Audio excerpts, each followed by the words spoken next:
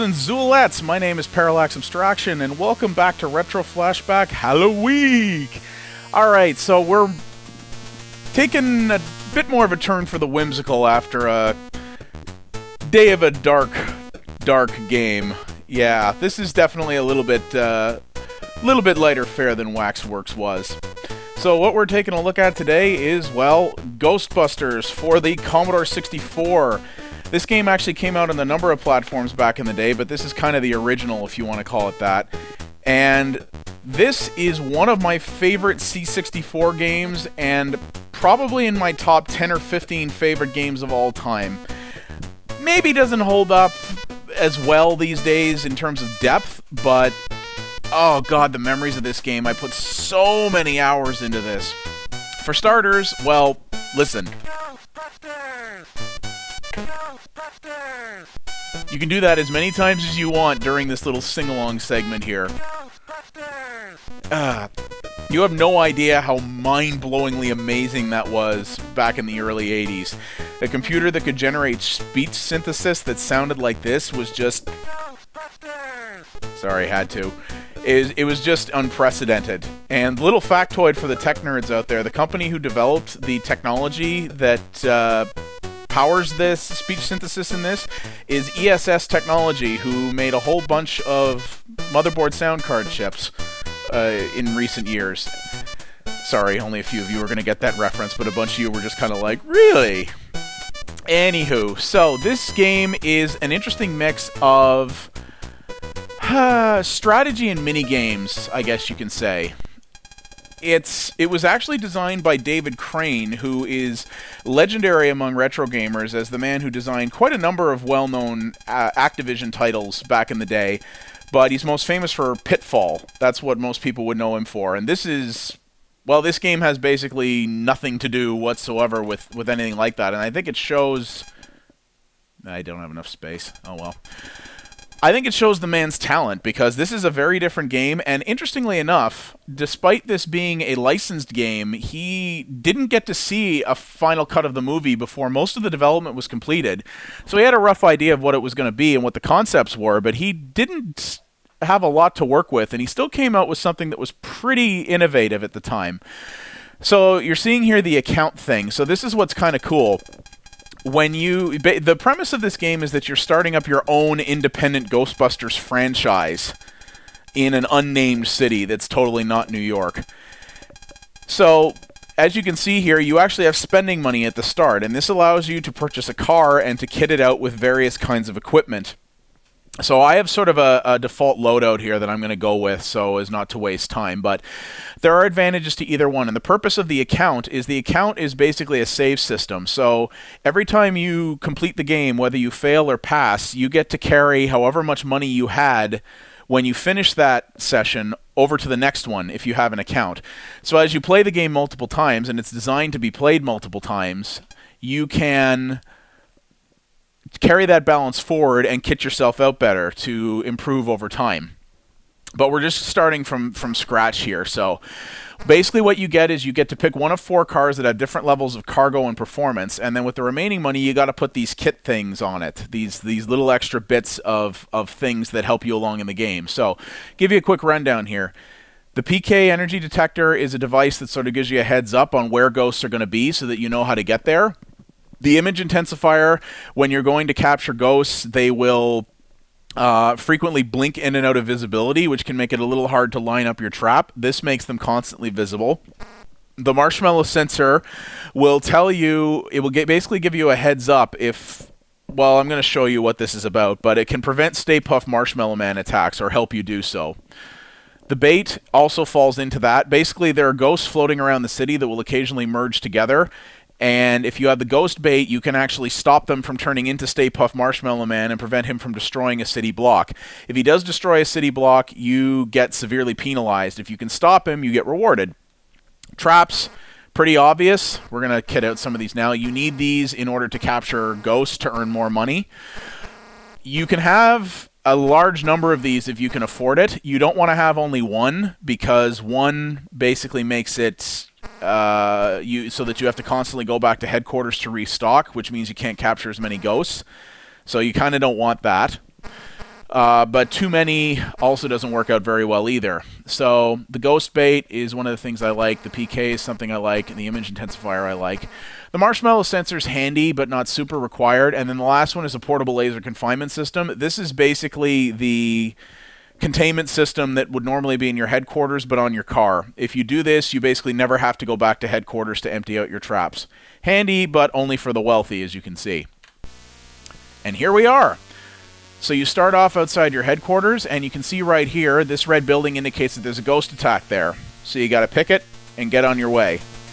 So the principal objective here is you are trying to capture as many ghosts as you can and earn as much money as you can before the Keymaster and Gatekeeper reach the Zool facility.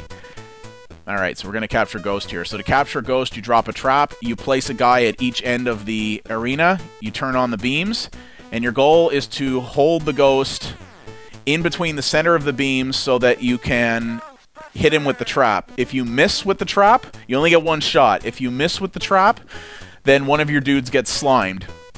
If two of your dudes get slimed, you have to return to headquarters to basically clean them up and bring them back out again. Otherwise, you can't keep doing stuff. And that's no help to anybody. Alright, so here's another one here. And if the Keymaster and the Gatekeeper reach Zool, which they do when the city's PK energy hits a certain high threshold, then, well, this is where one of the game's kind of little failings comes in. So the goal of this is to close the portal to the other realm that Zool came from.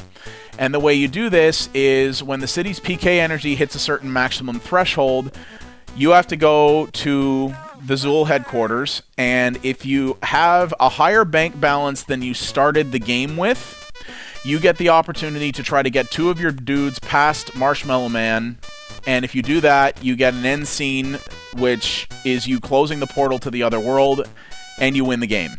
And your balance carries over into the next session.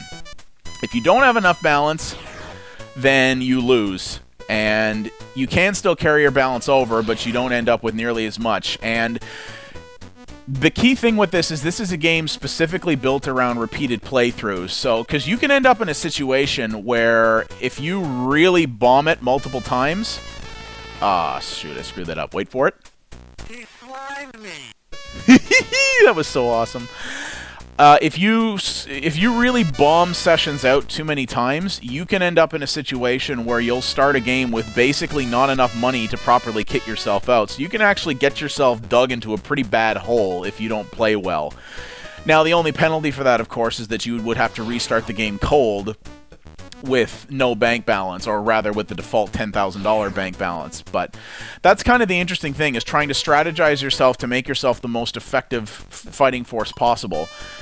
And sessions of this game are not super long. Usually, I would say, at the high end, probably 30 minutes to get through a session.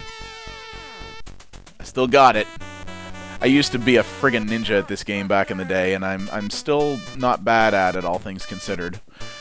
So let's go back to headquarters to clear out here. And that's the general premise. Now, you're also going to see those ghosts. Alright, so we're restocked here. That's all you got to do. So you're going to see these four kind of goofy-looking ghosts floating around the city. So what happens is each time one of these ghosts hits the Zool headquarters, which is where they're aiming for, they will add a significant chunk to the city's PK energy. You want to keep that from hitting its maximum threshold as long as you can, because the longer you can do that, the more ghosts you can capture and the more money you can earn. As the game progresses and the PK energy gets higher, things will start to get really hairy. You'll get a lot of simultaneous calls. You may not necessarily be able to make them all. That's the incentive for buying the faster cars later on.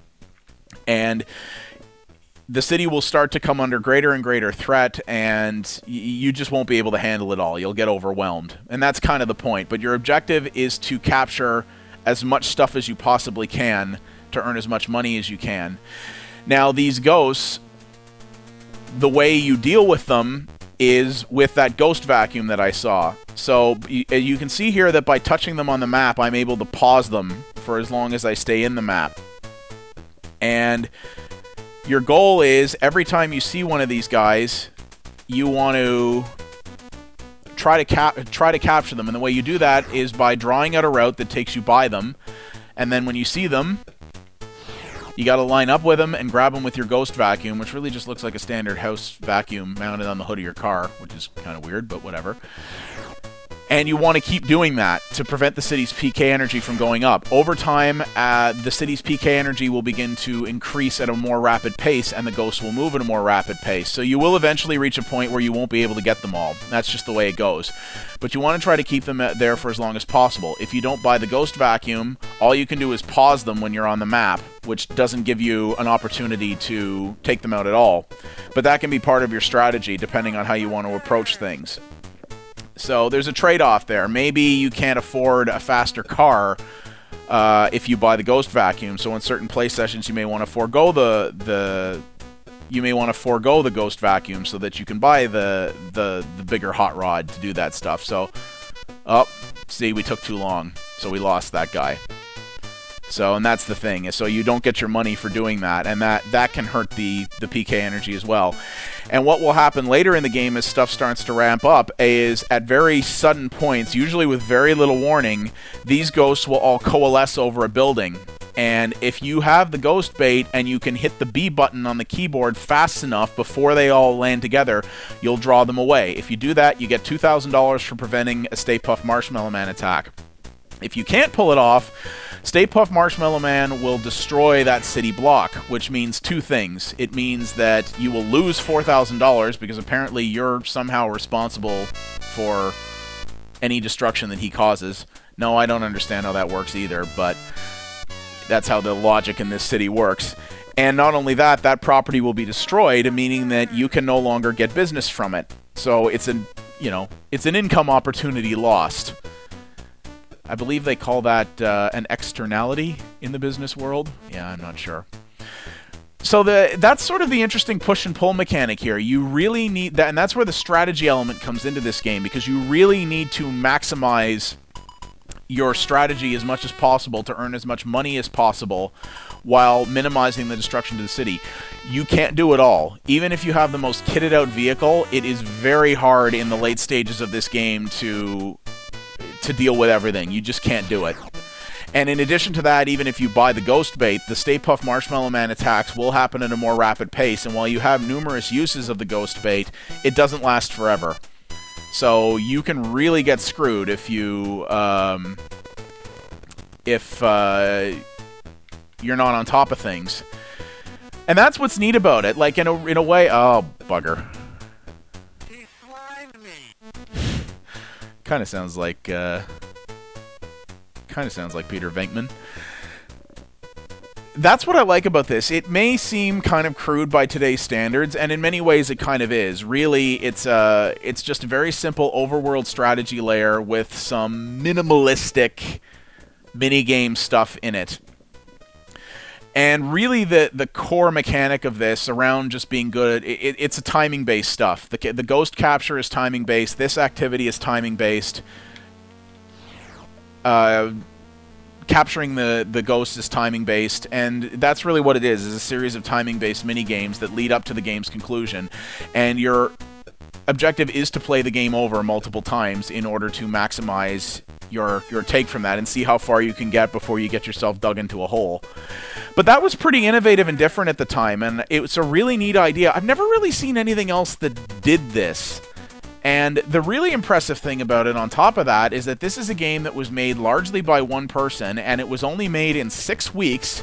This was actually slightly adapted from another game that was apparently supposed to be something about, like, driving around armed vehicles in a post-apocalyptic setting or something, that ended up being adapted into a licensed game that didn't suck.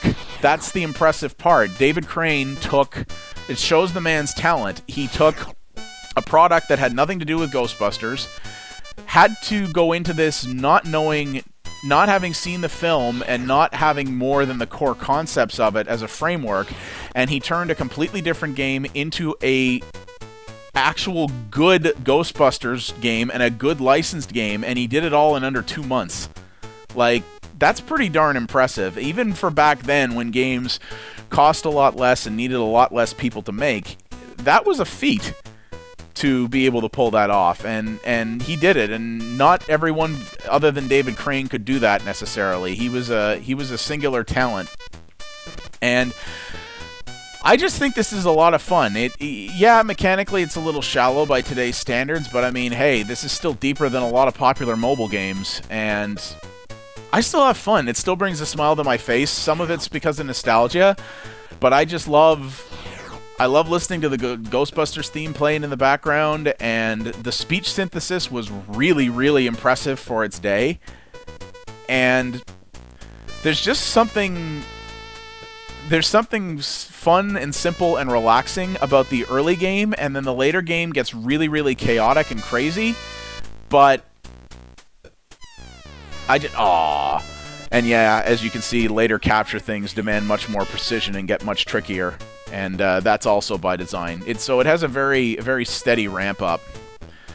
I really love this. I think this is an example of how it is possible to do licensed games properly when you have the right talent behind it.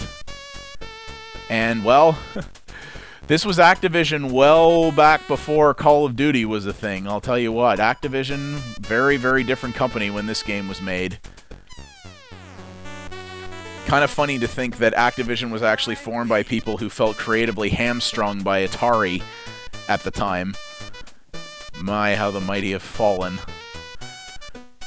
But yeah, I'm still having a lot of fun with this. But you've seen the core concepts here. I'm not going to play a whole session here to show you some of the higher end stuff like Marshmallow Man and things like that. But this is still really good. This is, in my opinion, an essential for any enthusiast Commodore 64 collection.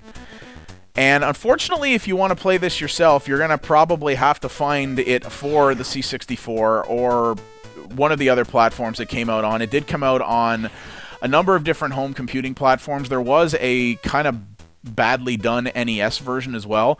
There is a contingent of people out there, crazy people if you ask me, who think that this game is actually pretty crappy. And as I understand it, the majority of the people who really dislike this game dislike the NES version. I've never played that version, but I've heard that it's a very poor imitation of this game. But this did come out on a number of different systems. I actually played it in my youth, a certain amount on the Commodore, but I had an Atari 130XE back in the day, and that was the one that I played it on. And it was okay on there, but this is the best version, I think. It did also come out on the MSX, I think, but yeah, I think really this is the quintessential, or this is the very most essential version of it. I don't think any other version had the speech synthesis either. I think that was just the Commodore. So, but this is great. It really is great, and I'm probably going to play some more of this for just for fun nostalgia, because why not? So yeah, the game is Ghostbusters, published and developed by Activision in 1984. We are looking at the Commodore 64 version, which I think is the best version. And well, this is a great, you know, scary sort of pseudo-horror themed title, and it's still just a damn good game. Has some very unique concepts that we've never really seen anywhere else, and it executes them brilliantly and really showcases some of the incredible talent that we had back in the dawning age of the industry. My name's Parallax Abstraction. Thank you guys very much for watching, and I will see you next time.